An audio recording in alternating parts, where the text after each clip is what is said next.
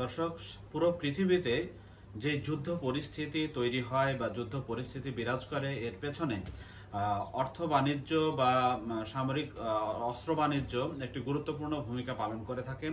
এটি একটি open secret বিষয়। আপনারা সবাই জানেন যে গত কয়েকদিন ভারত পাকিস্তান মিলে হামলা, পাল্টা হামলা এবং হামলা প্রতিহত করার দাবি, পাল্টা দাবি নিয়ে যে পরিস্থিতিগুলো এখন পর্যন্ত তৈরি হয়ে আছে, তো এর মধ্যেও বাণিজ্য বা যুদ্ধ বাণিজ্য, সামরিক অস্ত্র বাণিজ্য একটি গুরুত্বপূর্ণ ফ্যাক্টর হয়ে উঠেছে। আপনারা জানেন যে পাকিস্তান তাদের দাবি অনুযায়ী 5টি ভারতীয় যুদ্ধ বিমান ভূপাতিত করেছে।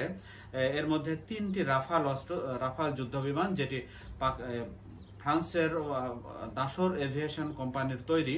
তো এই রাফাল যুদ্ধ বিমান প্রথমবারের মতো মানে একটি বাজে পারফরমেন্সের মুখোমুখি হলো, যাকে বলা হচ্ছে যে সর্বাধুনিক প্রযুক্তি সমৃদ্ধ একটি যুদ্ধ বিমান। তো সেটি প্রথমবারের মতো ভূপাতিত হওয়ার ঘটনা ঘটেছে। তো এই ঘটনার পরে সেই দাসর এভিয়েশন কোম্পানির শেয়ারের মূল্য ব্যাপকভাবে পতন ঘটেছে। এটি আন্তর্জাতিক বিশ্লেষকরা বলছেন যে এখন পর্যন্ত গত প্রায় দুই দিনে এই কোম্পানিটির শেয়ারের মূল্য 3% বেশি কমেছে। আর পক্ষান্তরে যে যুদ্ধ বিমান ব্যবহার করে পাকিস্তান এই রাফায়েলকে কুপকাত করেছে, রাফায়েলের ভূপাতিত করেছে, তো সেই কোম্পানির শেয়ারের মূল্য কিন্তু 20% বেড়ে গিয়েছে। আপনারা জানেন যে পাকিস্তান এই রাফায়েল যুদ্ধ বিমান বিধ্বস্ত করার পেছনে যে অস্ত্রটি, যে যুদ্ধ বিমান ব্যবহার করেছে সেটি হলো চীনের তৈরি 10C এবং 17C। তো এই দুটো যুদ্ধ বিমান ব্যবহার করে তারা এই সাফল্য দেখিয়েছে। তো এটি যখন স্পষ্ট হয়ে উঠেছে এবং আন্তর্জাতিক গণমাধ্যমগুলোর অনুসন্ধানেও এটি স্পষ্ট হয়ে গিয়েছে যে সত্যি এমন ধরনের ঘটনা ঘটেছে, তো ঠিক সেই প্রেক্ষিতে চীনের চেংডু এভিয়েশন কোম্পানি, এটির তৈরি এই যে 10C যুদ্ধ বিমান, এর শেয়ারের মূল্য বেড়ে গিয়েছে।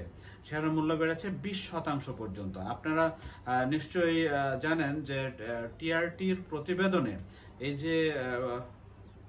এই তথ্যগুলো একটু বিস্তারিতভাবে এসেছে। প্রতিবেদনে বলা হয় যে বৃহস্পতিবার সকাল 9টায় দাসর এভিয়েশন কোম্পানি শেয়ার মূল্য নেমে আসে $362.05, যেটি এই 2 দিন আগেও আরো বেশি ছিল, $373.8 ছিল। অন্যদিকে ভারত পাকিস্তানের এই সংঘাত শুরু হওয়ার পরে চীনের যে চেংডু এয়ারক্রাফট কর্পোরেশন, যেই যুদ্ধ বিমানটি দিয়ে পাকিস্তান এই সাফল্য দেখিয়েছে, তো সেই কোম্পানির শেয়ারের দাম 2 দিনের ব্যবধানে 20% বেড়েছে। তো 20% বেড়ে শেয়ার বাজার সংশ্লিষ্ট ওয়েবসাইট মার্কেট ওয়াচের তথ্য অনুযায়ী যে 7 মে এই কোম্পানির শেয়ারের মূল্য ছিল 59.23 ইউয়ান। আর এই রাফাল গুলি করে নামানো হওয়ার পরে স্টক এক্সচেঞ্জে এই কোম্পানির শেয়ারের মূল্য, অর্থাৎ চেংডু এয়ারক্রাফটের শেয়ারের মূল্য 70 ইউয়ানে লেনদেন শুরু করে দিনের শেষে সেটি 83.20 ইউয়ানে উন্নীত হয়েছে। তো আমরা জানি যে যুদ্ধ মানেই সমরাষ্ট্রের খেলা এবং সেখানে ডলার বিপুল পরিমাণ অর্থলগ্নির ব্যাপার।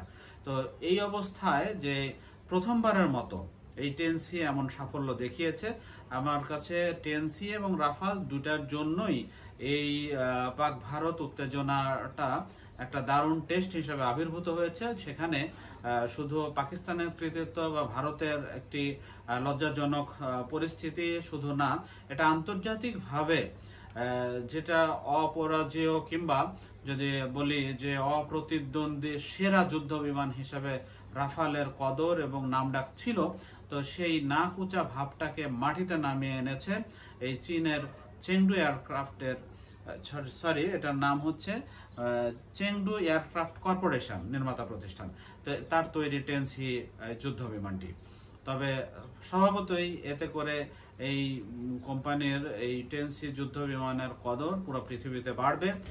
ইতিমধ্যেই ভারত গত মাসে আমরা খবরে জেনেছি যে 26টি রাফাল কেনার অর্ডার দিয়েছিল ফ্রান্সের কাছে। তো এখন ভারতের মধ্যেই এখন এটা একটা কানাঘুষা তৈরি হয়েছে, একটা গুঞ্জন তৈরি হয়েছে যে রাফালের যদি এই হয় পারফরমেন্স, তাহলে এত বিপুল লগ্নি করে এই জিনিসটা কেনার কি দরকার।